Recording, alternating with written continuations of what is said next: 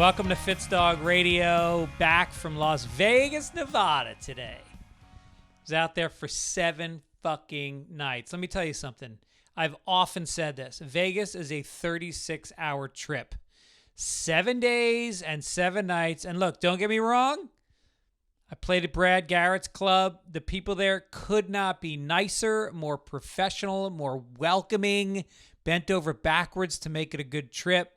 But I was outside. I'm not exaggerating. In 7 days, I was out of doors 25 minutes total. You just don't leave. Yeah, I mean, you just get depressed and you gamble a little bit and then you lose and then you go into a shame spiral and then you go buy a sandwich and it's $26 and then you look at the people. I mean, the people in Vegas lose some weight. Here's what you don't see. Salad bars.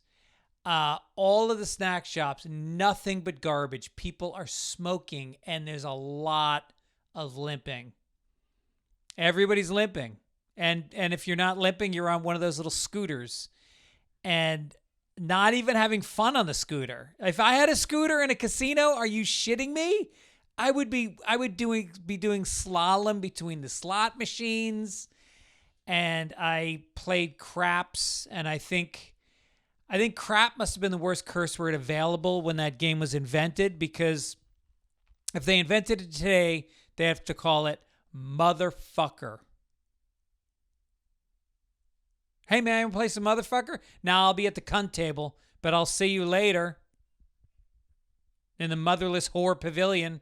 And then I played, I said, let me slow it down, because craps is the most fun. But I said, let me slow it down and play some blackjack, because I figured, how much money can I lose playing blackjack? Turns out, a tremendous amount. And I was getting these dealers that got 21s every fucking time. Like, some kind of weird witchcrafty shit was happening. Like, whatever island they're from in the Southeast Pacific, Southwest Pacific, Southern Pacific.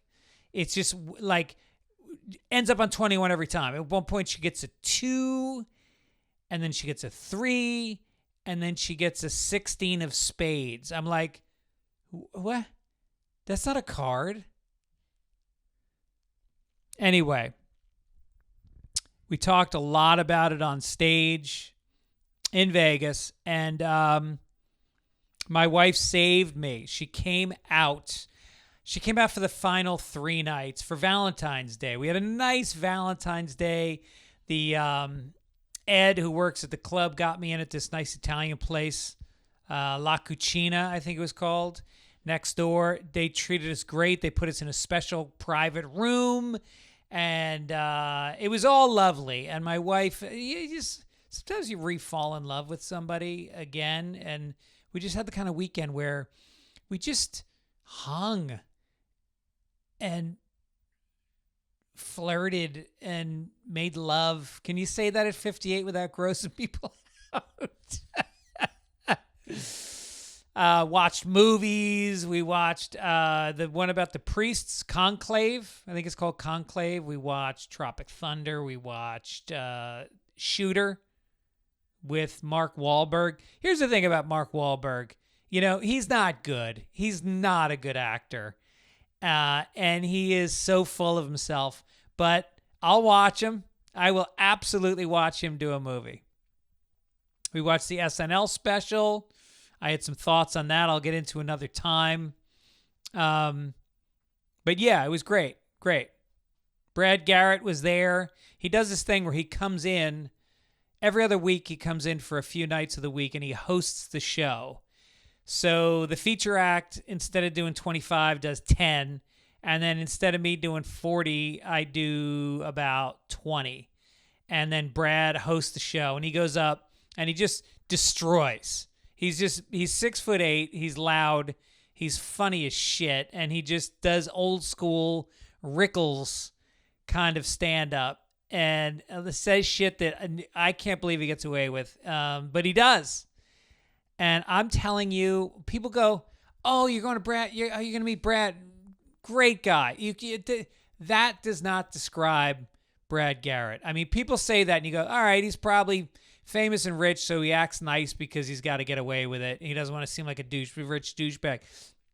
This guy, to his core, is a generous, funny, good dude. Like, everybody came in the green room after the show. I mean, door guys, comics from other clubs, and they would bring people in, pictures with everybody, asks you about yourself, genuinely cares. On Valentine's Day, me and Aaron went to dinner, and the check came, and they were like, it's all set. It was taken care of. They didn't even say who from, and it was Brad. Picked it up. We went gambling one night, me, him, and Jim Flanagan, who is the feature act, very funny dude from Chicago. We hit the tables, played some craps and some blackjack, and he just kept buying us chips left and right. It was amazing. But just a fucking good dude. He's got like all these people that work at the... I don't think I talked about this last week. No, I hadn't met him yet last week. He's got all these people working at the club, and they were his... whatever. I don't want to tell his business. He's a mensch. He had a charity for terminally ill kids for like 20 years. And everybody at the club is like family to him. And his wife came in, and she was lovely. And anyway, great experience with Brad. Garrett, check out his club if you're ever in Vegas. It's a fun, small little room that has good crowds, good times. I bet on my cousin Denny McCarthy. I went to the sports book, and I bet on Denny this week, and he was in the lead, and it was going to pay out, I forget the amount, 10-1 or something. And I put a bunch of money on him. How much? A lot. And he was in first place a couple times over the course of the weekend at the Genesis Invitational, which is a big tournament. All the big guys were there, Rory and Scheffler. And so he ended up coming in third place, did not win, but I was so inspired, and I was telling my friends all followed Denny the way I do. And so we all put $500 down on him to win the Masters. And if he wins, we get $90,000. So it's a good bet. It's a 20-1 bet right now. And we'll see. We'll see. I don't want to put pressure on him. I don't know if he listens to the podcast, but if you're going to win one, let's make it the Masters this year. But yeah, I was so proud of him. He played amazing. He's the best putter on the tour. Statistically, he is the number one putter on the PGA Tour. And he's only about 5'8", but he fucking cranks it out there. His drives are as long as anybody's. Solid player. So we'll see. We'll see. All right, I want to get to this soon because I think I did a kind of a longer podcast with my guest today. If you're in LA this week, I'm going to be at Largo Wednesday night performing a show. It's Judd Apatow's show. Conan O'Brien will be on it, and somebody from SNL. I can't remember who. And then later that night, Wednesday night, I will be at the Comedy Store doing Louie Gomez's show. I think Jay Okerson's on it as well. It's a game show where you tell stories. I've Story Wars, I think it's called. So check that out. And then Saturday night, I'll be in Fontana, California at Stage Red. That's February 22nd. And then coming to Atlanta, the Punchline, March 6th through 8th. Hollywood Improv, the annual St. Patrick's Day show. I'm happy to announce the music for the show will be Irish music performed by my buddy Mikey Fitzgibbon, along with my daughter on guitar and flute, and my son on guitar. So get there early. You don't want to miss the music. And then I'll be coming to Hamilton, Ontario, Toronto, Pittsburgh, Boston, Escondido just announced in April, Tampa, La Jolla. Go to fitzdog.com. Get some tickets. Come out and see some live comedy. My guests. It doesn't get better than this. These guys have been dear friends of mine for 25 years. They are just great dudes. They're so funny. And every time they come on the podcast, it's a home run. We taped it last week. Laughed our asses off. I know you're going to love it. You know them from Dumb People Town, which is their podcast. They've had a few podcasts over the years. But they got a bunch of specials and albums, and they're on What We Do in the Shadows right now, which is pretty cool. They've been on everything from Curb Your Enthusiasm, Grey's Anatomy, whatever. We get into it on the podcast. But sit back, put on your headphones, and enjoy my chat with the great Sklar Brothers.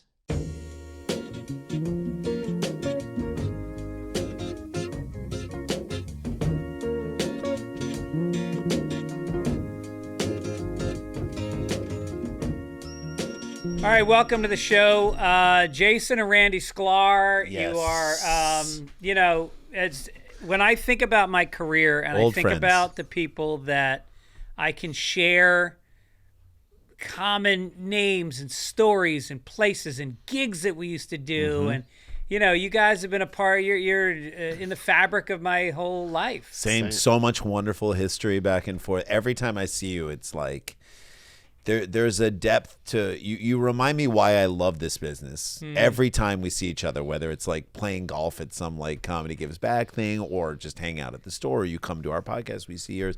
I mean, we have so many. We first moved here, having like brunch at your house. Oh, like right. Kevin Meaney when he was married to a woman. With a baby. Having sex with her. Having sex with her. Had a baby. Had a kid. He had gay sex with her, but it made a baby. Isn't that amazing? She didn't know she was having gay sex, but in his head he was having picturing gay a sex. man sex around the front. But it was like those are seminal moments for us as we like moved here and whatnot. So, well, let's talk about wonderful. those brunches, because that was a time where we were all in a vulnerable place. We had been in New York, and we all had our place in New York. We were doing Largo, we were doing the clubs. New York was Luna Lounge. We both had shows on MTV. Yeah, that's right. And we were doing Comedy Central stand-ups. But then we moved to LA, and I mean, it's like we're starting all over again. In many ways. I remember going to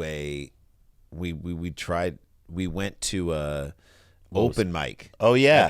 Was it at the Roosevelt Hotel? Yeah, Roosevelt. You're performing near the fountain in the Roosevelt Hotel. And we're like, wasn't Bamford on the show? Someone asked us, "Are you you got to sign up for the open mic?" We're like, "Open mic?" We were doing like Stand Up New York and Comic Strip. 5 shows. Oh my God, 5 shows. Gotham and Right. Catch a Rising Star. We're doing all these shows. I'm like, okay, we now have to sign up for an open mic? Like, no way.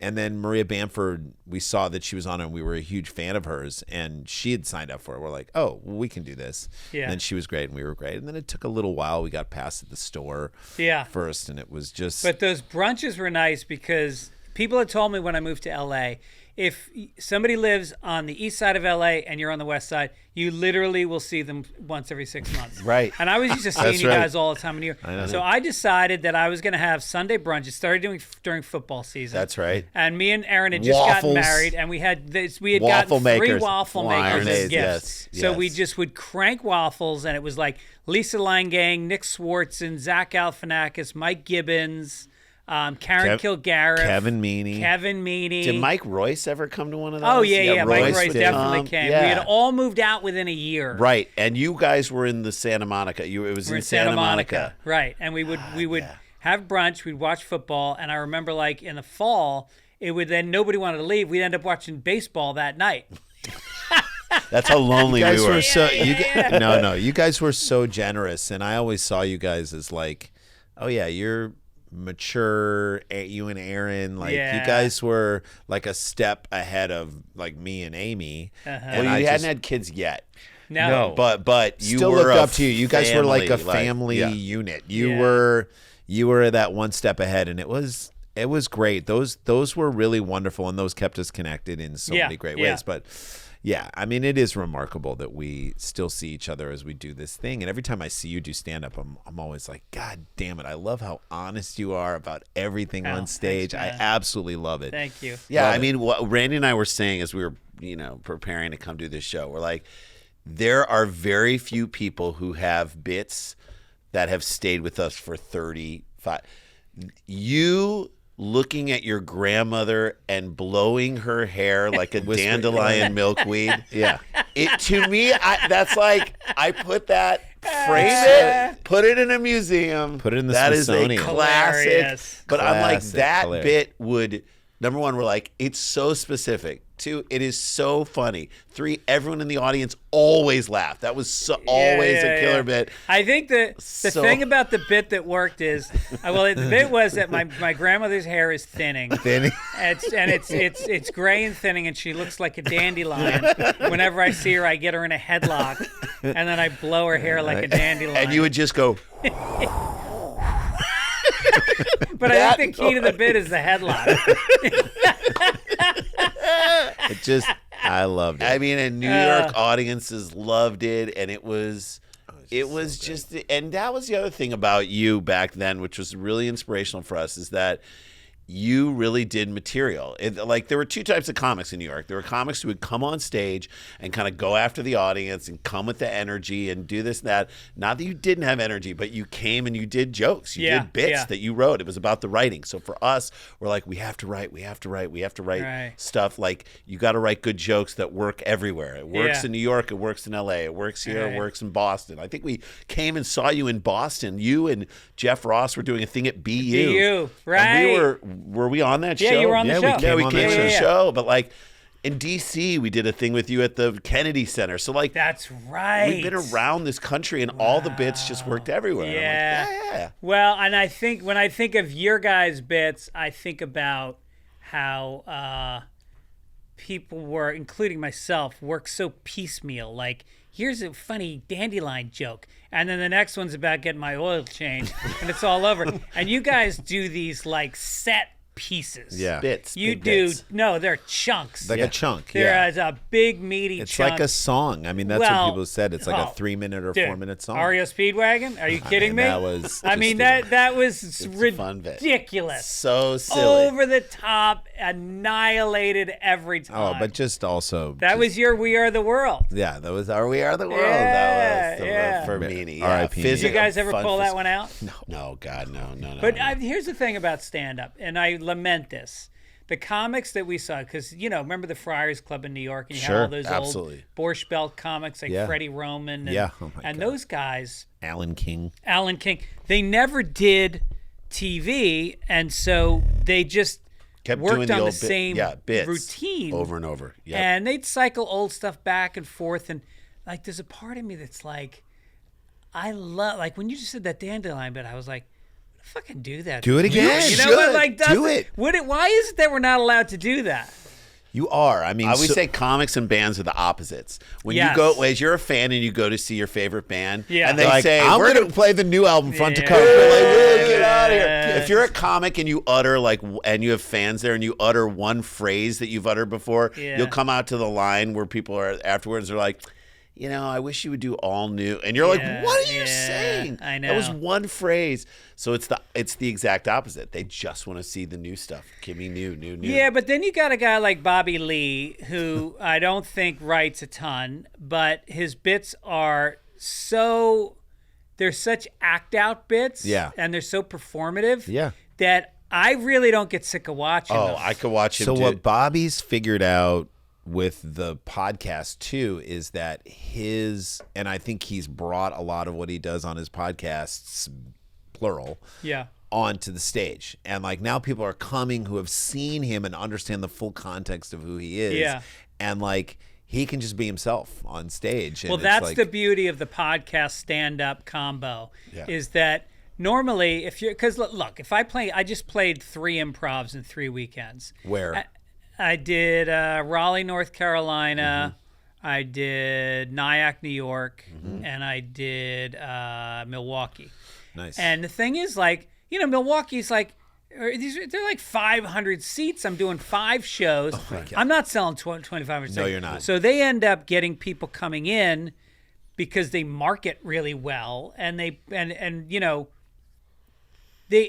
was selling out shows, but half the people didn't know who I was. Right. So you got to earn it. So you got to earn it, as opposed to you do a smaller show and you don't have to say, I like feet.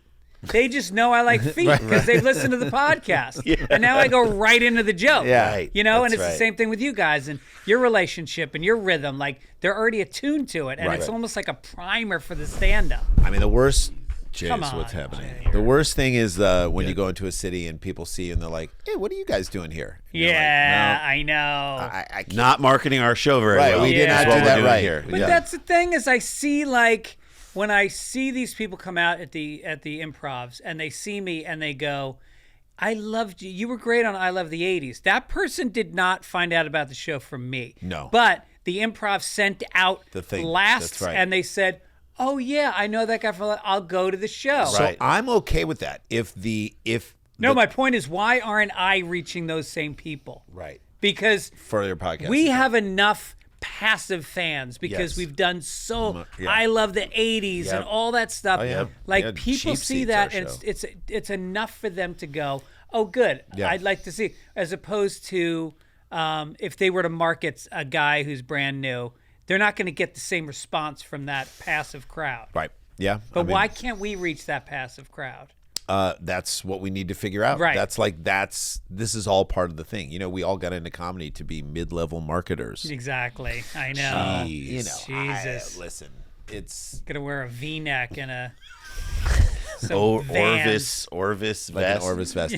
We were just down in La Jolla doing the Comedy Store. First time we've ever done it. I mean, we normally so much fun. So much best fun. room. Yeah. Unbelievable. the best room, and we Yeah. were like, and with room to grow the next time we come down there, but like we were super happy with how many tickets we sold, super happy with the deal, love the audiences. You the can walk crowds away were with great. some money out of it. Yeah, the Yeah. crowds were great. I was Yeah. like, I love this. And then the vibe was great. Exact opposite of the American Comedy Company downtown, which we've had some good shows there. Fuck that place. But I'm just saying, we've had some good shows, but that area of San Diego is just a giant fucking mess. yeah. It is like it is like being inside of a drunk girl's vagina. it's called the Lamplight District. The or something? gas lamp. Gas Gas lamp. lamp. Oh, Gas- it's what when you think of San Diego, you think of physical beauty and human waste.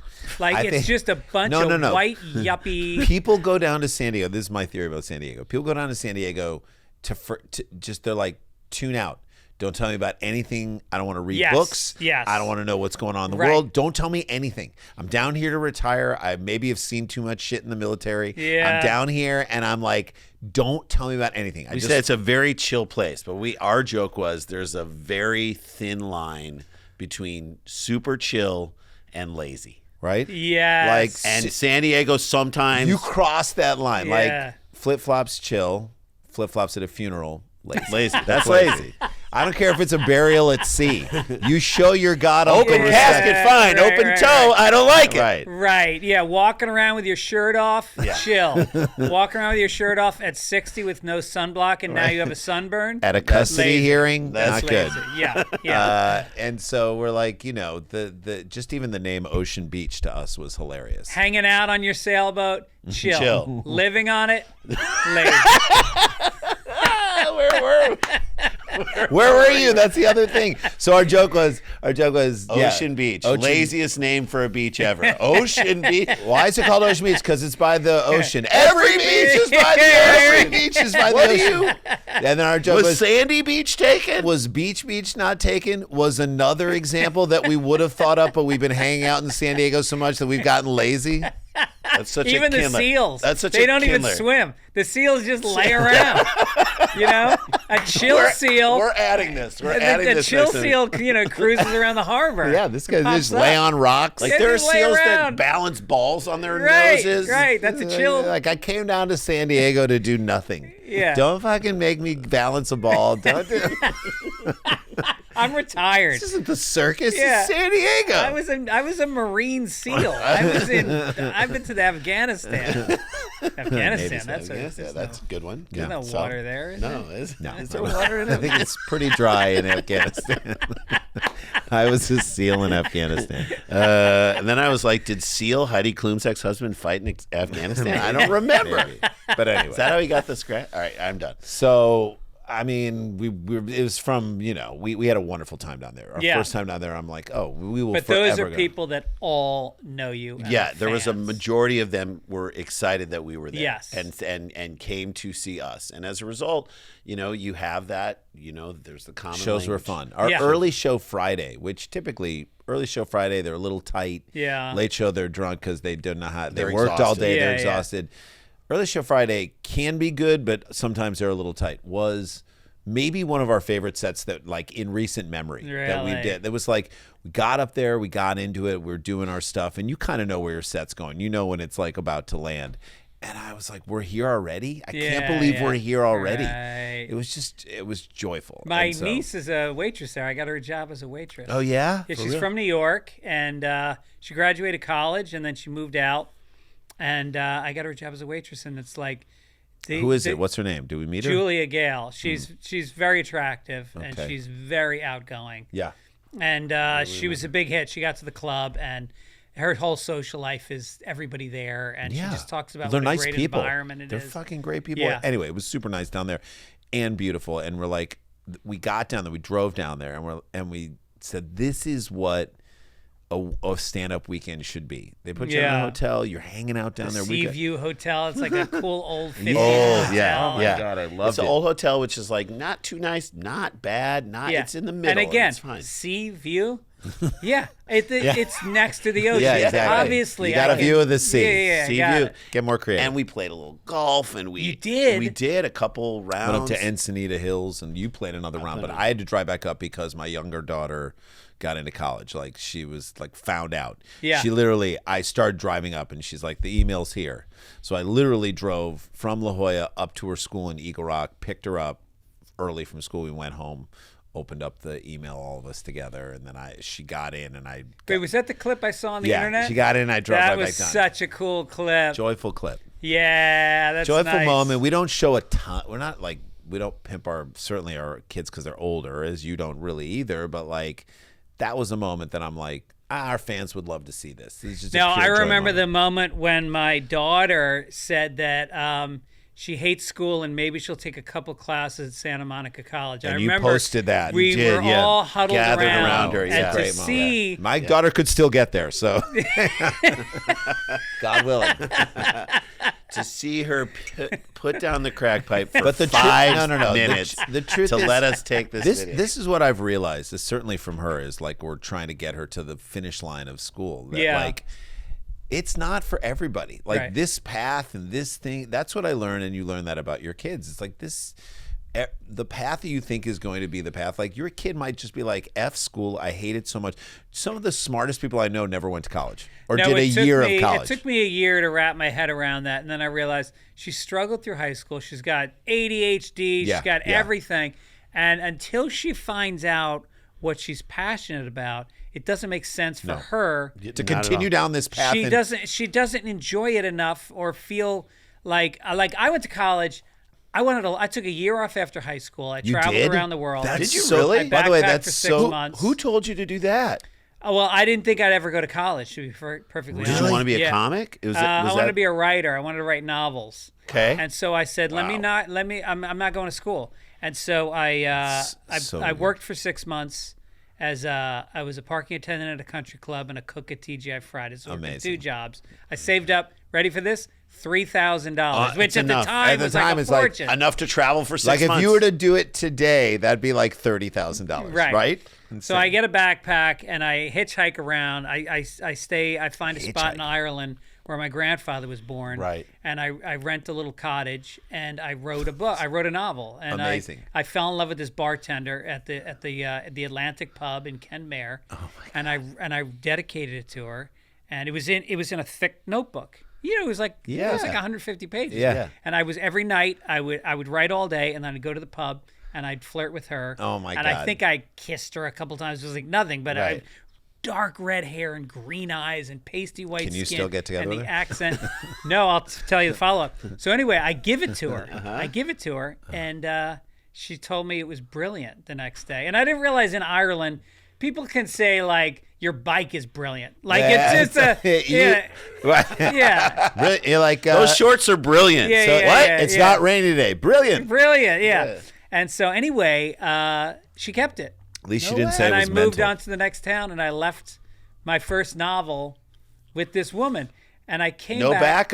No backup. I came back 10 years later. I went to the Atlantic pub, and I asked for her, and I was with my wife. Yeah. Maybe a not great a great moment. idea. Great moment for And the they wife. said she's up in Belfast. What did you tell your wife who this person was? Oh, no, I told her. You told everything. Yeah, Okay, yeah. No, she's got her past too, believe Like, me. you're like, this is a friend I used to. Yeah. She gave me a kidney. I forgot to say that, and I owe her this visit. She gave me 2,000 pints of Guinness and then a kidney. And then as they're going to get her, you just whisper to your wife at the bar, I'm still not over her. Hey! Kinda not. Cheers! Kinda not. Hey. But she was getting married that weekend when I went to the Atlantic The weekend Pub. you came And back she 10 was years- still working at the fucking pub. No she way. would have been there. Yeah. Wow. Yeah. That's amazing. Who was your first love? Did you ever say I love you to anybody besides your wife? Yeah. High school. Is there one that stays with you? Like, I had a girlfriend from college that I still think about. Like, she was a good person. There were a lot. I dated good people. There were a bunch. I mean, not that I think about on a daily basis or even in a periodically, but yeah, if I sit down and go, the people I was lucky enough to be with along the way, some great ones. Camp Ramah, which is a Jewish summer camp. Like, yes, girlfriends from that, and Israel trips and other summer programs were really where I feel like we ended up connecting. Because we liked our high school. We definitely liked our high school. We went to high school in a white trash part of St. Louis. Really? Not that, White trash? Yeah, it was more like our just school colors were acid and wash. Thank if you. that makes sense. We had a smoking lounge. Did you have a smoking lounge in your high school? Yeah, not yeah. for the teachers. For the students. There was an alley behind the. No, this was a lounge, It was designated the loading dock. Really? dedicated Indoors? outside, right but outside, Oh, wow. patio, Patio. like an atrium outside. Yeah. We're just kids who are like, I gotta climb the rope next period. Yeah, that's hilarious. And it's like smoking out, and we'd be looking out there. We'd be like, we know she shouldn't be smoking because she's pregnant. But I mean, that was the high school we went to, and we loved it. And kind of the honor students at our school were really smart and really cool. And But our creative people, the people we connected with, who we would share our dream, because we were already wanting to do comedy in high school. Were you doing theater? We did a little theater. Yeah. and then we did stand up in high school. You did. High school, we were doing Yeah. stand up. 86 was the first time we stepped on a stage. We did it again. We did it at a local comedy club. We did it our senior year. We really were dialed into this whole other thing that our high school friends could not Because get. St. Louis is a town, where, and was when our dad grew up there, where you grow up there, maybe you go to Mizzou, maybe you go to KU, maybe you go to Illinois, And you And come you back. stay. Indiana, and then you come back. Well, we to St. say Louis. that. I mean, our joke when we go back and do stand up in St. Louis is that what high school did you go to is a pickup line in St. Louis. What high school? In no other city is it what high school did you go to? And that's It's so they can make a Really? snap judgment about you. Yeah, Ladue High School, I yeah. can get cocaine from this guy. Okay, this, Okay. that. We said, what high school did you go to as a pickup line in St. Louis? What high school do you go to as a pickup line for Matt Gates? there you go. Hold it. I can't believe you didn't And hold it longer. I wanted to Hold hold it. it. Where's He's my still in camera? Where's Congress? my All camera? right. So no, but that is it's provincial in that way that people it's very much this is where we're from and this is where we stay. So Yeah. we met creative people through Jewish youth groups and summer camp. And that I was heard fun. these Israel trips people fuck. Oh yeah. Oh yeah. Oh It was yeah. madness. It was Fun. madness. And Touring fun. around. It's basically like a guided tour around Yeah. the country, and with you're a bunch of young, fun, Yeah. cool. That's where we met Eric Friedman. Eric No. Friedman on the Israel Really? trip in high school. Yeah, we was- met him and we were immediately drawn to him because we're like, oh, this guy's so funny, and we Uh-huh. just the three of us were like, And then all of our friends and all of his friends, and then we had all these friends. It was like a network of friends around Yeah. the country. And then these cool girls from Canada, they Yeah. were so cool. And it was I had a you Cana- literally could say I literally had a Canadian girlfriend, and you wouldn't be Yeah, lying. She wasn't right, fictitious. From camp. She was My real. Canadian girlfriend from camp. It's like Yeah. everything about it sounds like bullshit, but it was real. Yeah. I loved her. She was so And cute. you go into those And everyone's Jewish. everyone's Jewish. And do they have classes at the thing for No. running the media or banks? no, they do you just have a choice. No, just you automatically slide go right into in. that, and Yeah. they don't. They assume you just know what right, you're right, doing. right. You learn a couple handshakes. Isn't that a great moment when we realize, in our lives, we knew the Nazis and the far right hated us, and now the far left hates us as well. So now we can say, hey, we're bringing these two sides together. true. Like, we've given you common ground. Yeah. You're welcome, bitches. Right. Welcome. Common ground. You all hate us. Take it and run. So I mean, but yes, it was one of those moments where you're like, oh, that's where we met other people who were creative. That's where we would like, for us back then, we'd have friends in Kansas City or Minneapolis or wherever, and this is before the internet, before FaceTime, before anything. But we'd make like funny sketches on a tape, and we'd mail it to them on a VHS tape, on an audio tape, Yeah. and then they would send a VHS tape back, and then it was like sort of comic. Like we had friends that were Amazing.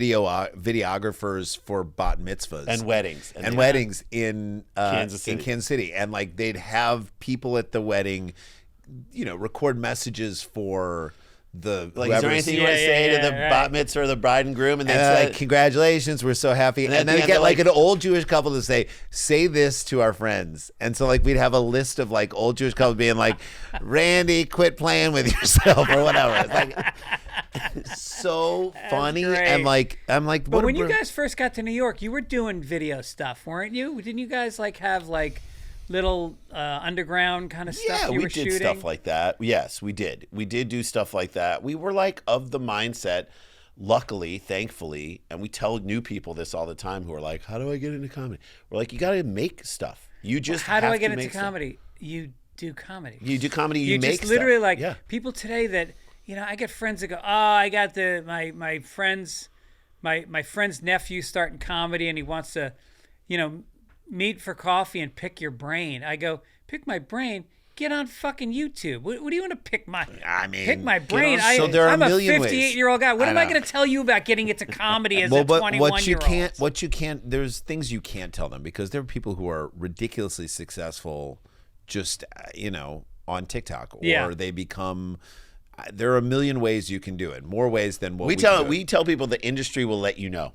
Yeah, Like right. you right. just start doing the thing that you think is They'll the funniest find you thing. because there's money to be made Sure, and young and if you're- comedians. and if you're good. This one kid, somebody wanted to meet with him, so I look him up on Instagram. The kid's got 600,000 followers. Great. I got 100. You want to pick my brain? Let me pick your brain. Yeah. No, because they're like, how? Yeah, that's right. You could pick the brain about that, but I mean, it is miraculous. We say the miracle is that we're still enjoying working Yes. in this industry. That is the miracle, Right. Because I think that's what they're really asking. Is like, how do I sustain a career in something like this? I mean, it's Well, that's your parents. They either gave you a work ethic. Like my That's right. father That's it. taught me because he was in radio and Yep.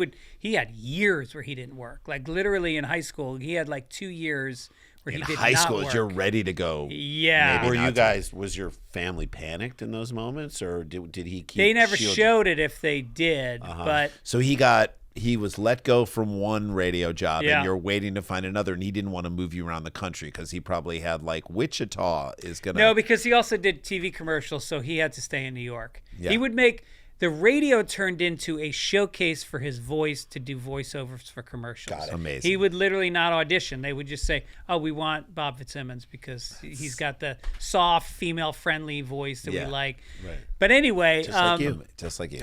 but he.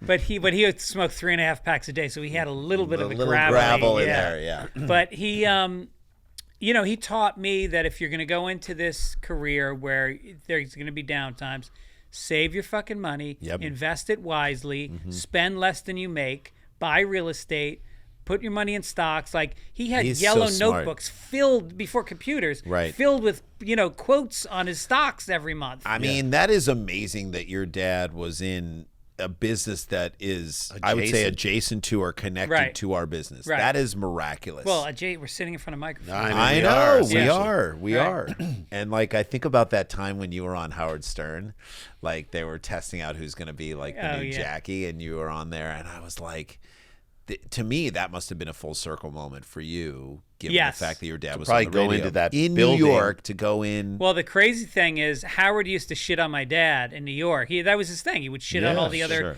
announcers. So he used to. My father used to host the Jerry Lewis Telethon, and he was the New York host for it. And so you go, oh, you got to be some kind of a has-been to be hosting a telethon. And Yeah. Fitzsimmons is washed up, and, It's so so he great. said all this horrible shit about my dad, and my course. mom hated him. of course. My dad kind of got it. He knew what he was doing, but they had the same agent. They both had Don Buchwald as their No agent. way. Yeah.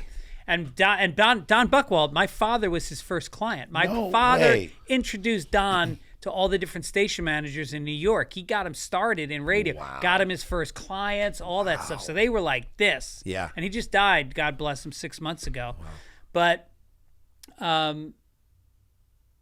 so anyway, so when I was about to go on Stern, I was like, the first time I went on, I had won the Aspen Comedy Festival. I got some trophy. Yeah. And so they said, well, this guy's kind of on the radar now. Let's bring him in.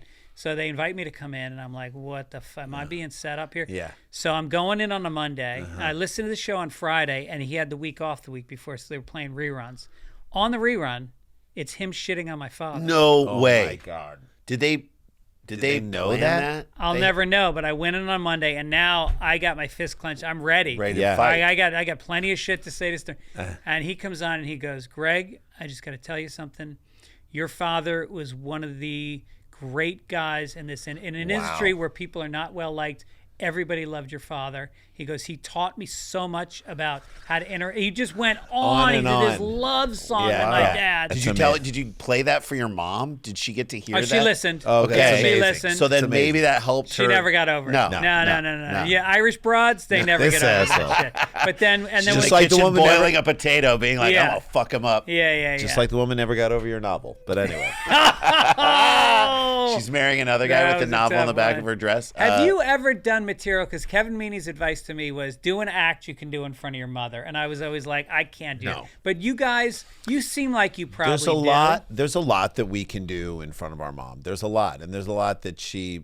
But by the same token, we're always like, we want to push it. So, example, in next Tuesday, we're hosting the VES Awards. You're right. The Visual Effects Visual Arts. Awards. I Visual saw effects. that. Yeah. So, I mean, it's 1,200 people at the Beverly Hilton. It's like studio heads. I had to like buy a tuxedo because my Yeah, I'm Really? spending the money I'm making on a tuxedo. Yeah. smart. Yeah, You guys should be right. paying us more. But Yeah. nonetheless, we're doing this show and we're like writing. So we said, okay, here's the monologue. I mean, like, Dude, send it to me. I'll punch it up. Okay. great. Yeah, great. sure. So we wrote, and the thing is, the person who is the head of VES is like an extraordinarily sensitive person. It's like the worst setup for comedy. But I get it. Like she Yeah. gets all the complaints, and she gets probably a ton. And probably gets a ton from these people who. Wait, is she the CEO or she's the one who hired you? So she's the CEO. The group that hired us is the producers of this show. Oh, and I the producer, see. right? And Okay. they like us. Robin Yeah. Reinhardt. Robin Remember Reinhardt is Reinhardt? part of Yeah, it. yeah, She's yeah, part okay. of it. Yeah. This Old talent person person from MTV, MTV. VH1. So she's wonderful. I love Robin. Yeah. Robin's the best. And we've hosted like the Critics' Choice Award reality Yeah. show. We've done a decent job for them before. So we're like pitching. These are the jokes, and like they're coming back like this is can't say this. And what I realized is Oh, you had to screen the jokes by them? Well, we were also the last time we hosted the Real TV Awards. We wrote all these. The first time we did it was great, and everything was great. The most recent time we did it, when did we do had it? Megan Gailey. You know Megan Gailey, Yeah. great comic and great like writer and whatnot. She's written on the ESPYs and written on a bunch of things. We said, "Do you want to come and just help us like write some stuff?" And she said we paid her, and it was great. It was awesome. But we wrote a lot of stuff, and we like went in on these. I mean, we went in hard on these people, and the jokes were really funny. But we didn't realize we're making jokes out to people who are on reality TV shows. These are like people who are on reality TV Yeah. shows. They don't watch the other shows, so they They're don't so I self-indulgent. see. Yeah, They're yeah. also like so set like they Right. think that they're superstars. Uh-huh. So it was like So we people did not like these jokes weren't getting what we thought they should Yeah. be getting.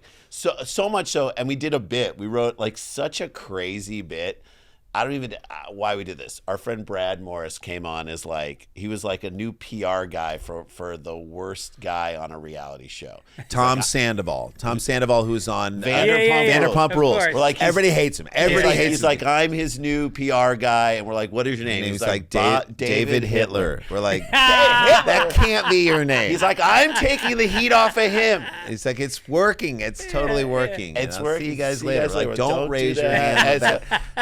They did not like it. Like a table full of like America's Next Top Drag Queen. Like they were not psyched about that bit. They did not like it. So much so that someone came on stage and was like, I don't know what was going on with that bit. You know, whatever. Like someone else. Like I'm hosting this next year. And we're like, no one asked. Meanwhile, these people are corroding the fabric of society with Totally. their garbage Totally. TV. Yeah. So like, I'm hosting it next year. We're like, you'll fail, but you don't understand. So because of that experience, we are coming into this bigger experience where it's like 1,200 people. We don't want to do what we want to do just to do what we're like. You want to bounce it off. We want to succeed. I don't want to. Absolutely. Yeah. So like there. So we literally, this is the younger versions of us. Yeah. Would, you know, be like, you can't tell us what we can say and what we can't say. We're comedians. Don't you dare give us notes on our stuff. Yeah. The older, more seasoned versions of us set a Zoom call with them yesterday, and we said, okay, guys, this is where we're at, and this is where our heads are at, and this is it. We know this stuff that we're saying, like that, hey, we're the perfect guys to be hosting this show right now. We're in 2025, just two old white guys. We're not even the same. We're not even two old white guys. We're the same white guy twice. Like that says that. Whatever. We know that these jokes, where we do them on stage, they work. So we're taking stuff from that we've done in every, but we also know that you know your audience better than us. And so if I want to talk about these things and why you're saying don't do this, and like maybe there's a version that we can do. And we had a very mature conversation with them, and they helped us, and they're now on our side. Yeah. And it was like such a better way to handle it. The young version of us would have come in hot and be every like, note. what? You don't know what, you know. Dude, and I so have sabotaged more situations I because of know. my problem with authority. I mean, I just have gone so out of my way to buck notes or But to what advice. end? But to I know, what end? I know. So to my- the end that like corporate bookers don't work with me anymore because I would go in. So my wife was like getting all mad that like they're telling us that we can't say this and that on the things, and I was like, that's not the point. Like we told them, look, here's what we're grappling with. We want to do something that we feel like doesn't embarrass you and certainly doesn't make the crowd, like we don't want it to fail because it's too edgy. Yeah. But at the same time, we're standing up there and it's us. If we say something that's rounded edge, not as funny, we're gonna pay the price for Right. it. So that's what we're dealing with. And like to actually bring that out to them and say, let's try and figure this out together was part like of the it smarter is way to do it. tone. You know, like obviously you guys have a voice you've honed for 35 years, but Tom Cruise is not here tonight, which is a bummer because apparently he does all of his own visual effects. I like that joke. I don't He doesn't get get it. it. He does all of his own. You guys get it. He does all of his own stunts. You Yeah. know, that's the Greg thing doesn't about like it, so that's scrapped. Will Smith is not here tonight, which is good for us as comedians on stage. that's good. Can he I like- be on the next would've Zoom been- call with Yeah, you it's guys? not, would have been 2-on-1. Would have been 2-on-1 though. He's I'm not just here. saying. He's actually remodeling the house on his son's head. You saw that on the Grammys? Yeah. That's His son good. is the only kid who's on Instagram, Snapchat, TikTok, and now Zillow. That's good. These are good I jokes. like that a lot. And we have a joke about, and so this was one that we fought on, okay? We had a joke about Inside Out. Inside Out, you know that movie? Your kids are too old now to watch it, but Inside Out is a very, very, very successful Pixar movie. Where they take like Inside Emotions, Oh, right, like right, Louis right, right. Black. No, I heard it's amazing, He's yeah. amazing. Louis Yeah. Black. Richard Kind played a guy. Louis Black plays I'm in. anger. Amy Poehler plays joy. It's Yeah. a beautiful, very introspective view inside of like there's a story of a kid, like a young girl who's like playing hockey, and it's all inside Gotta of say, her it's a brain. little bit borrowed from Big Mouth, isn't it? Have you seen Big Mouth? This came.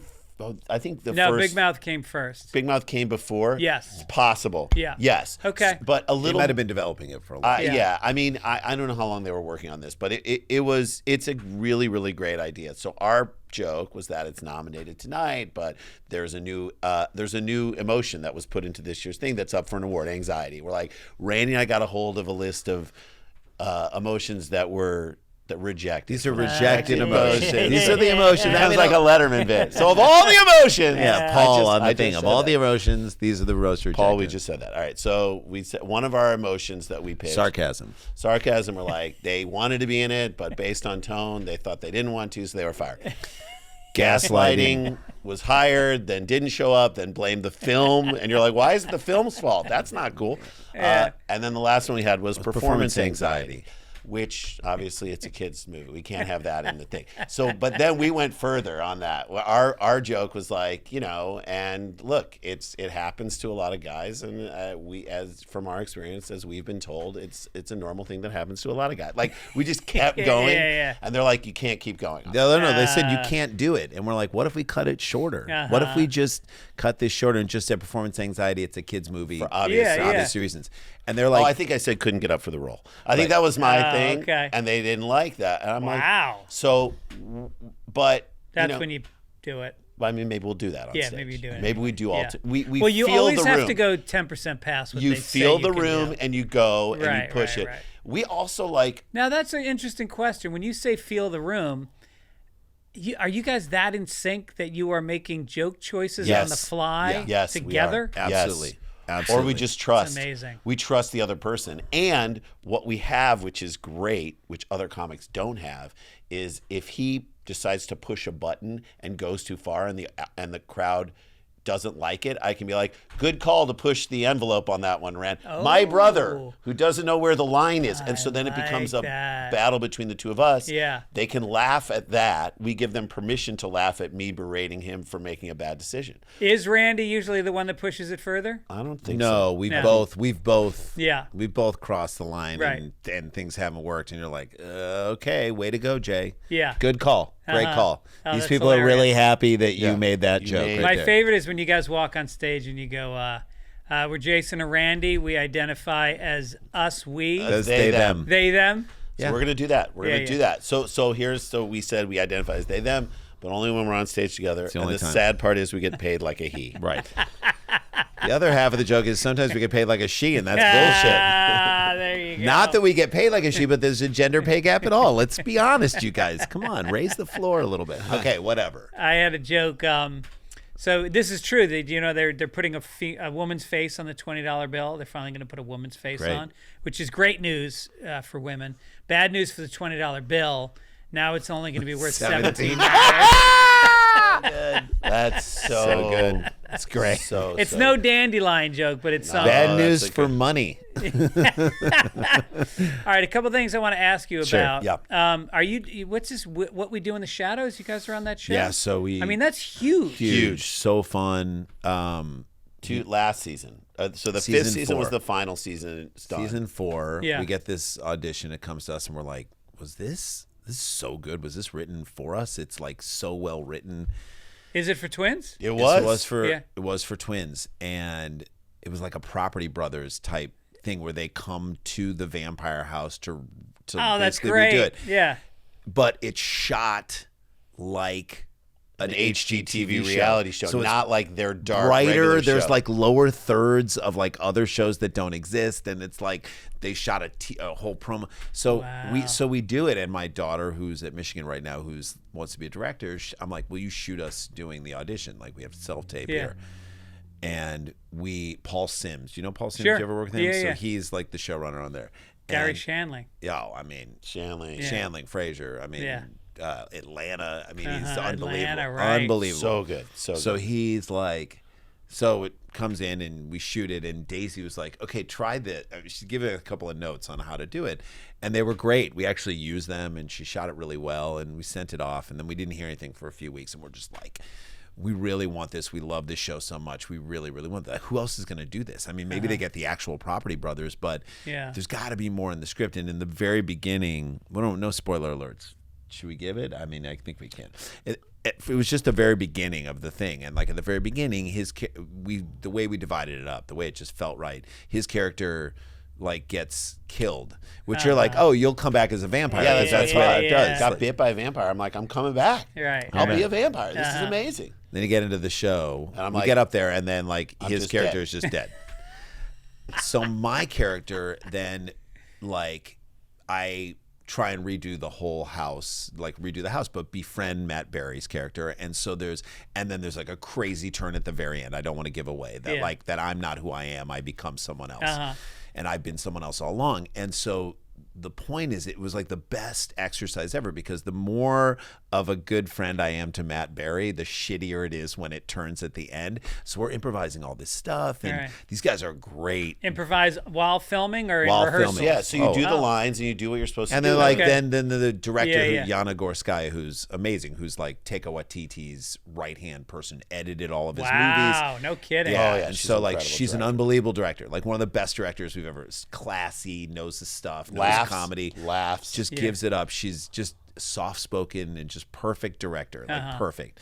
And she's like, all right, let's do one. Let's do a fun one. And I just remember improvising one where like Natasha Demetrio is hypnotizing me to not remember what I've just seen. You know, that I saw him. And she's asking you questions. She's Like, asking me who else knows, because there's a film crew filming it. Like, who else is going to see? You're here? Who's going to see this footage? Yeah. And I'm just like, I'm just going to keep going.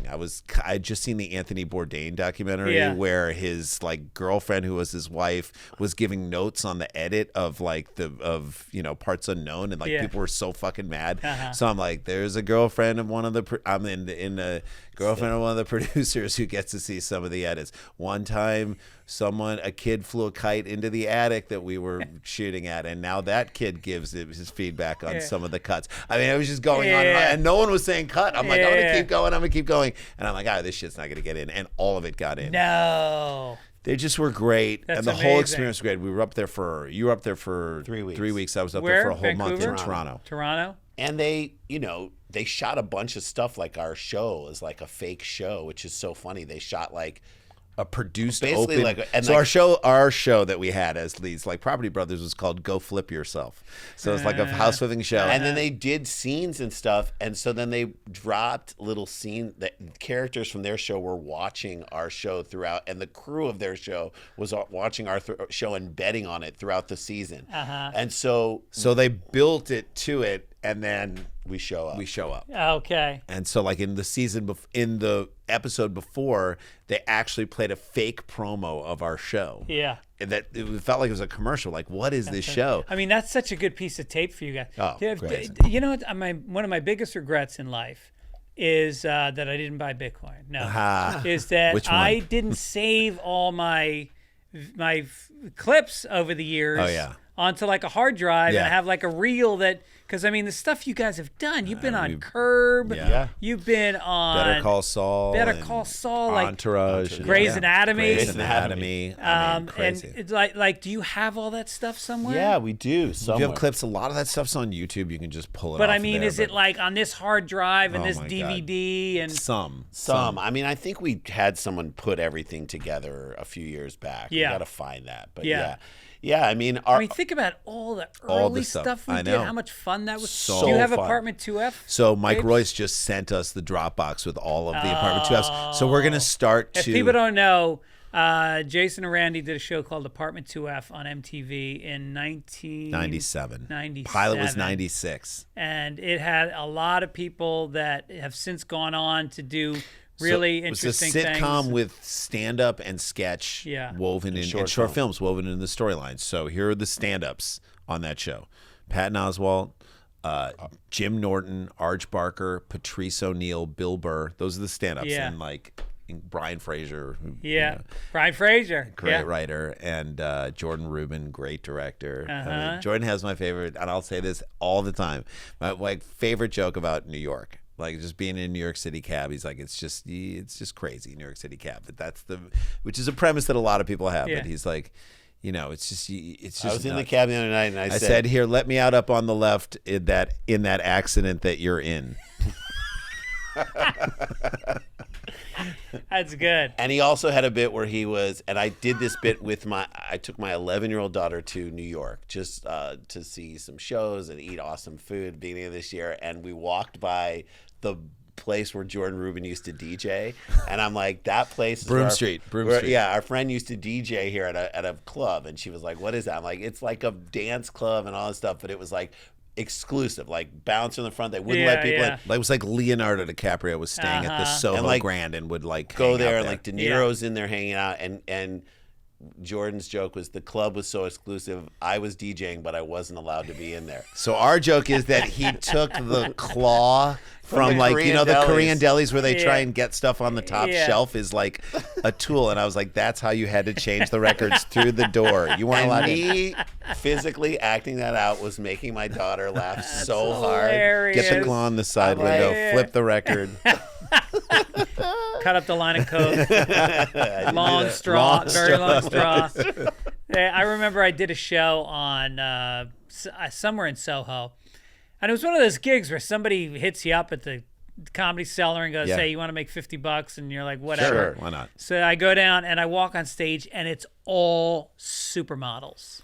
Yeah. And I'm single, and front row is Leonardo DiCaprio No, with oh my God. an impossibly young, beautiful anorexic Under girl. 25, we know that for sure. Yes, and so she's ignoring me with just as Kevin Meaney would say, a puss on her face. Right. You got to get that puss off your face. And so I annihilate her because I don't care. Yeah, right. Right. This is my world now. Yeah, that's right. These are people that are used to it being their Oh, world. yeah. Right. Nobody ever takes shots at them. My world. Right. And I annihilate her, and he is dying laughing. Oh, he loves it. And she gets up and walks away, and he was like, "Hey, what do I? There's 8 other girls." Right. behind me." Exactly. Right. Like, Yeah. I'm not going to even. Right. I'm not going home empty-handed.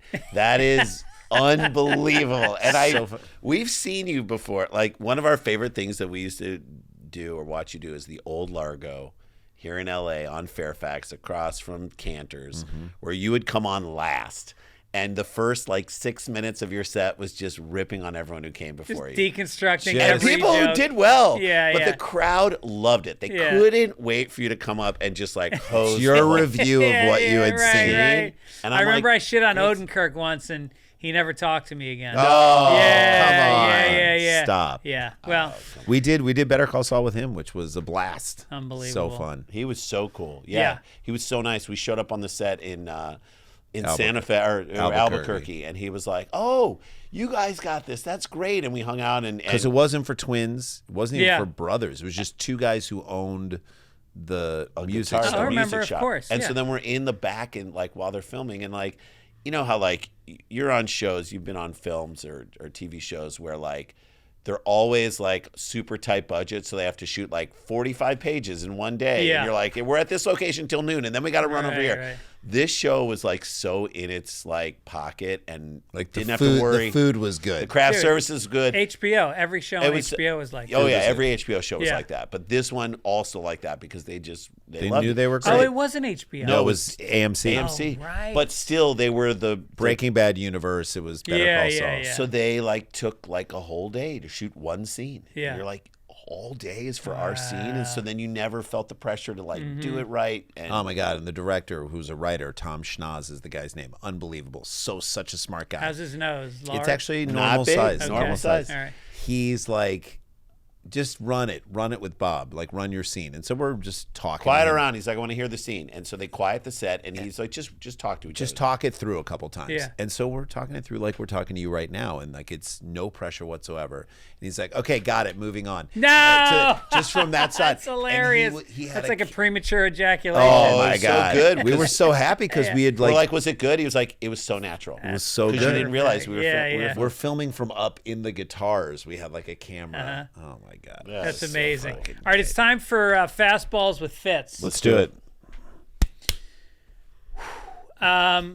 When's the last time each of you apologized to somebody? Oh, I apologized to my son recently. My son is 16. He got a new car, a nicer car than we thought he should have gotten, but he You bought him a new car. No. lease. lease. Releasing a car, and then he contributed enough money to make it what he wanted it to be. We were willing to put a certain amount. He Really? bridged I the gap. like that. I liked it. So we were like, you gotta be careful. You gotta be careful. And then that was 2 months ago. He got the license, and then he totaled it like a week ago. It was fine. a random thing. He's fine.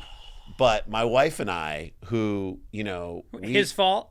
It was his fault. Yeah. It was his fault. I mean, it was kind of the fault of a car that moved in front of him, then moved away, and then the car slowed down in front of him. Yeah. And he tried to get around them, and he clipped the back wheel and airbags up. It was scary. Yeah. But he's fine. But like, my wife and I, when we handle things very differently with him. And suddenly, like once we knew he was okay, we were like, okay, now let's go in on him because like it's so now we're on the same page. And she's like, you gotta respect me, and I'm like, yeah, you don't respect anything. And like I'm like, He's like Flava Flav. and He's she's like, like a Chuck hype D. I'm letting her be Chuck D. I'm like fine with it. She's like, this is our family. It's a killing machine. I'm like, you can kill anyone. machine. And then she goes, you don't listen to what we're saying. I'm like, yeah, dummy. And she goes, You said, yeah, dummy? she's like, you can't say dummy. What is cannot- it, tough crowd? like, You can't say what? dummy. I like suddenly. Rickles? So I'm like, and she's Hello, like, dummy. you can't say dummy. And I'm like, he's being done. And then it became like 5 minutes on how I'm not talking right. And I was like, wait, I'm out of this whole thing. But so later, after like I cooled down and we realized exactly what happened, I did come to him and I was like, man, I am sorry. I went in really hard. I went so hard. I really feel badly about it. I know you weren't trying to screw it up, and I know there will be consequences, but I'm sorry about how I spoke to you. I had to. I think my parents' generation never did that. Never. I think that if nothing else, what a change in parenting. I mean, you're teaching your kid how to then say you're sorry in other situations when that happens. I always feel that way. I cannot remember what this was for, but like I understand why our parents were that way too, because there's a moment where someone catches you in something, namely your spouse. Like I think my wife caught me and like, you were acting this way about this. And I was like, no, I was. I got very like, no, I wasn't. No, I wasn't. And I can't even remember what it was. It was tiny. Yeah. But I just didn't want to own up to it in that moment. I was embarrassed that I was acting the way that I was because it was stupid. And I was like, and then I just flat out said, I'm sorry. It took it was the easiest thing to do, but I just didn't want to do it for so long. And finally I was like, you know what? Fuck this. I'm just going to say I'm sorry. It was such a small thing and it just changed the tenor of everything. I was How'd you feel after that? So much better. Yeah. So much better. So much better. It brings you closer to the person. Totally brings you closer. Because then you're just admitting, I fucked up. Yeah. Right. Yeah.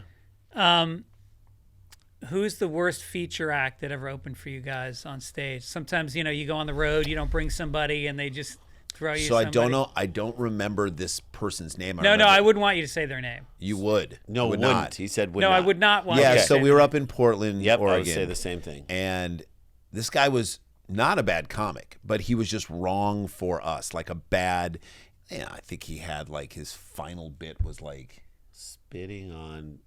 I don't know. Pussy spitting on someone's pussy. Whatever. It was not like right for before. Dirty to the point where you're like, oh, now we gotta like whatever we're gonna say that's even half shocking is not registering at all. Right. We're digging out of this hole that this guy did, and it wasn't even that funny. Just the audience was like, what was that? Yeah. And Ron Funches was opening for us. Oh. At that. Wait, at that he was time. He was the feature? He was the host. That's how new he was. Oh, okay. And this other guy was the feature. And we'd never done this ever, because we never want to do this. Yeah. We went to the club manager and we were like, listen, I'm sorry that we're going to ask this. Can we flip-flop? Because Ron was hilarious. Can we flip-flop these two? And flip them so that Ron can feature and this guy can host. I mean, and we'll ask him not to do this bit. And it just sucks. Oh, the other one that was terrible was we were in Dallas, Texas, and at Hyenas. And this guy who was like... The downtown one. You know those three. Fun. Right. Great. Mockingbird Sound. I mean, packed and so good. This guy was like in the green room before the thing, was talking to us about how he sold so much merch in the last like few nights because we hadn't been to this one. We were in the other one. They put you in all three, like you did Plano, then right. Fort Worth, and then you come up. So we're like, oh, that's cool, and he just keeps going on about how much merch he's selling, and then Randy and I are like, well, we have to sell our merch because we're splitting the money. So we have to sell a certain amount of merch in order to like help add to the thing. So Randy and I are looking at each other. The more he's talking about his merch, and we're like, okay. So he gets up for a second, goes out, and we're like, we got to tell him not to sell. He can't sell his merch. Yeah, That was his show. yeah. You can't. You already had a great Also, weekend. You're being Listen a dick to him. and you're bragging like crazy. Yeah. So we're like, hey man, you didn't ask us, and we're headlining, and we don't do this ever, but honestly, we need to be able to sell our merch on this show. And since you've had such a great weekend, as you've talked about ad nauseum, like nonstop, like we're going to ask that you don't sell merch on this show, just this show, and we'll see how it goes. Yeah. And I think we let him on the Late Show or whatever. I don't know. So he gets on stage and he does like an extra like 15 minutes. Like I think he did like 32 minutes as a feature, 33. Supposed to do 20. Yeah. 20. Yeah.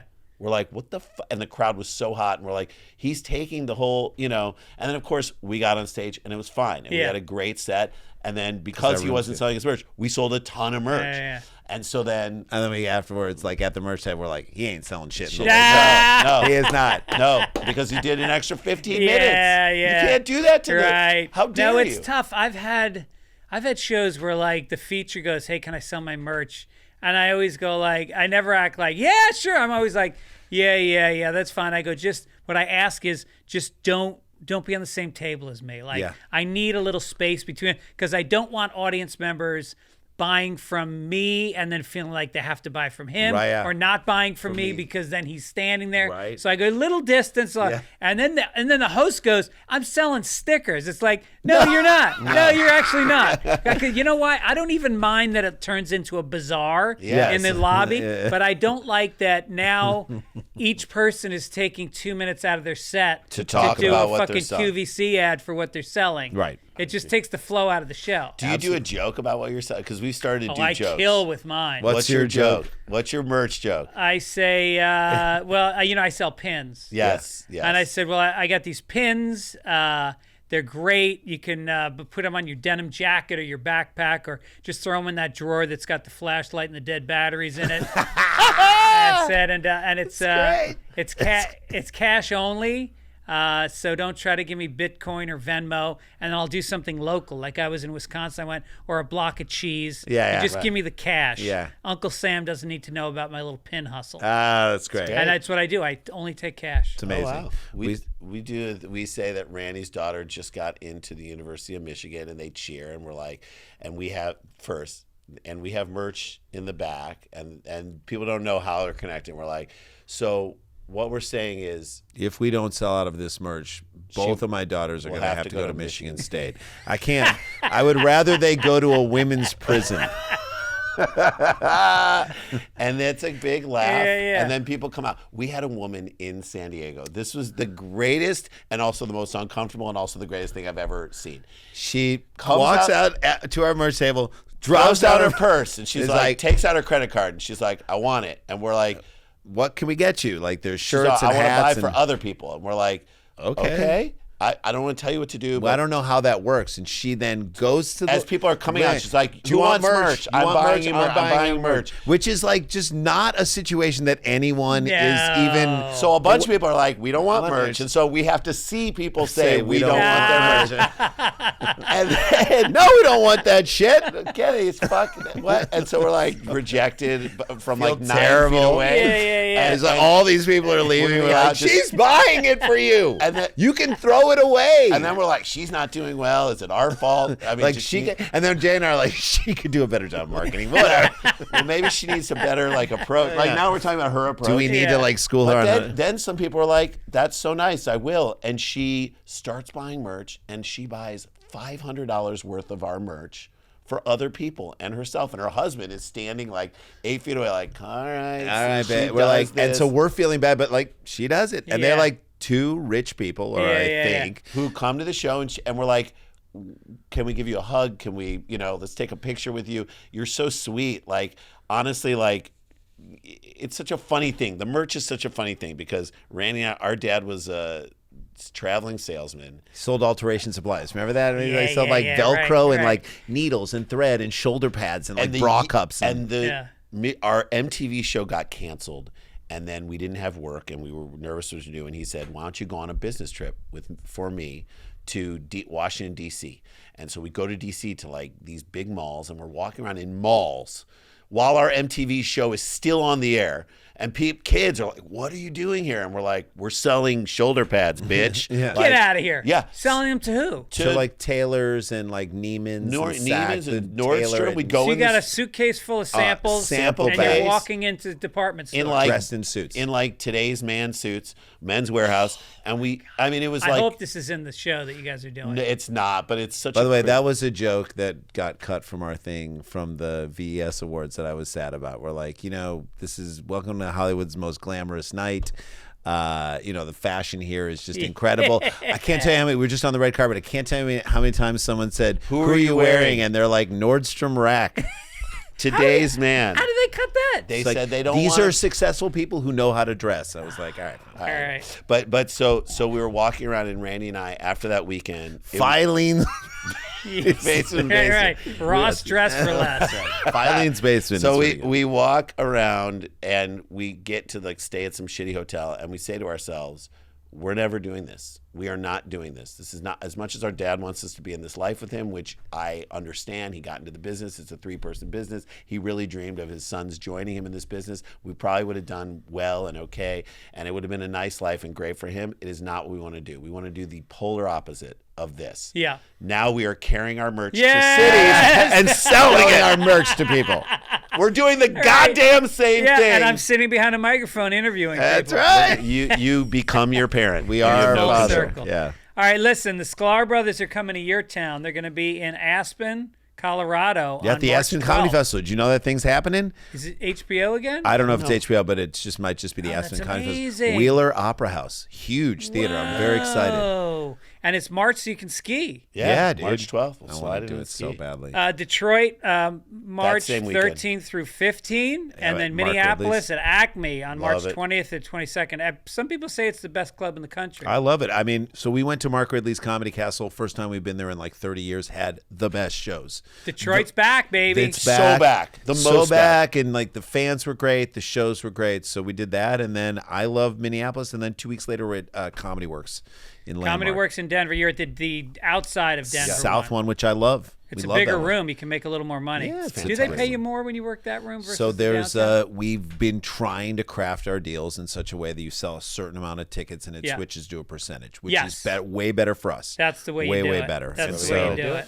So you have more of an opportunity to hit that by Yep. with more people there. Hey, look at us. We're all just grinding, week to Grinding. week after all these This years. is what just- Patrice, R.I.P. would say. Is like, I'm just a grind. That's who I am. I'm just Yeah. gonna be grinding this Right. thing out. But that's how you get better. Yep. So when you see a comic, when you see someone who's been like incredibly, that's why Burst's so good. He still goes out and does sets. Yep. If you see someone who was like a great comic, but then they get successful, they do movies and stuff, they don't have time to do stand-up anymore, or they don't want to do stand-up because they're like, I don't have to do that grind anymore. Yeah. You're not as good. Right. We, by our nature of where we are in this business, we have to go out and do it all the time. So we're still sharp, I think. It's there's a confidence level that comes from going to the gym, you know? Yeah. It's like you got to go to the gym because there's subtleties that people Mm-hmm. have no idea how many split-second decisions, hundreds of them, are made during a set. Yep. And when you're confident because you've been going to the gym, then you can make those decisions. You can make those, like you guys talked about the adjustments. Yeah. The constant. Yeah. Am I talking too loud? Am I not moving enough? Right. Like little things. Do I hit this word? Do I Right. take a longer beat between these two jokes because right now they're too hot and I got to cool them down because this I mean, is the pause is everything. Like, Yeah.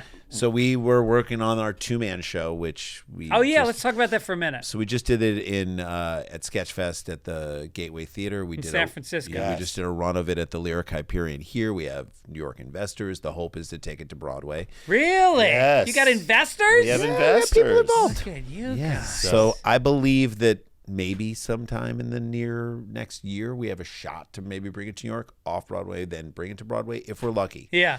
I love this show. I think it's great. But there was one little thing that we kind of added on the show, and literally the pause is everything. Yeah. The pause. The joke was we survived the TikTok ban. Darkest 8 hours of my life. Yeah, terrible. Because I was like, what am I supposed to watch? I said, what am I supposed to watch while I'm driving? All right, that was my joke. And we're like, put a pause. And then our buddy Evan Shapiro, Who's our director, who's directing who this. he was like, put the pause in be- between watch and driving. So then I said it. Darkest 8 hours of my life. What am I supposed to watch while I'm driving? And the pause made it bigger. Yeah. It Which is made what you just said. Do I pause? Right. do I punch pause there? this? Do I Right. not? Do I and hear? it's the difference between sometimes no laugh and a huge laugh. Huge. And that's why, if you think of a joke, I guess if I were to talk to young comedians, and I do, I actually mentor a couple people. We have two. And, and I bring them on the road with me, and I try to get them auditions in town, and I read their stuff. Yeah. But I would say to them, if you had a strong feeling that a piece of material was good and it doesn't work 12 times, do it 13, do Yeah. it 14, because there's a reason why you thought there was something That's there. right. You just haven't found the way to communicate it yet. That's and it's right. going to be the difference between a word or a pause or an inflection. I mean, Who's the quote? What's that great quote I heard?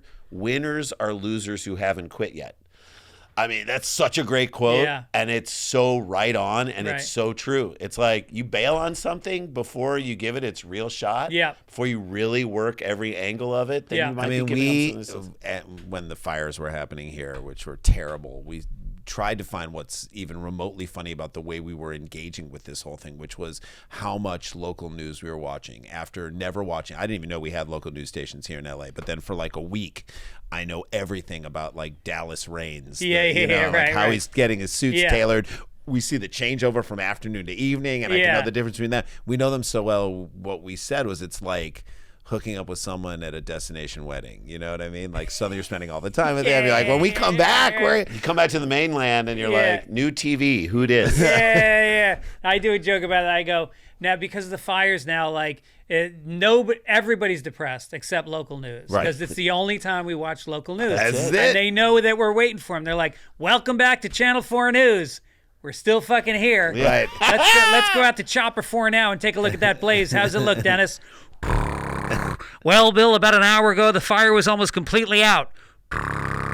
But then as we slowly lowered the chopper to just above the flames, suddenly they're shooting out in all directions. We're back in business. See you at 11. That's so funny. That's so We're like funny. these guys the next week are trying their hardest to rope just you back back in. on. Like, come on, there's wind in the Inland Empire. I don't give a shit about the Inland Empire.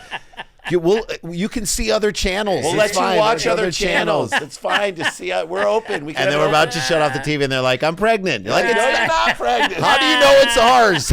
It's a pillow. I can see the corners sticking out How of do your you shirt. know it's ours?" All right, guys. Thanks again. Love Love you. it. Love you buddy. too. All right.